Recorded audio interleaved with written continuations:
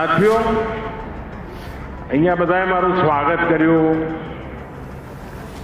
જાત જાતના સ્મૃતિ ચિહ્નો આપ્યા, ભેટ સોગાદો આપી, પણ આના કરતા પણ અણમોલ ભેટ સુરતે મને આપી છે. આનાથી પણ અનેક મૂલ્યવાન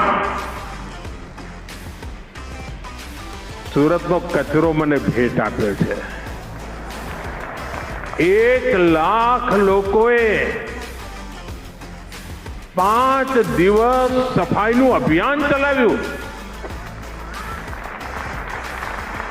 મારે માટે આ મોટામાં મોટી સોગાત છે અને આ 1 લાખ લોકોનો અને આખા સુરતનો હૃદયથી આભાર માનું છું.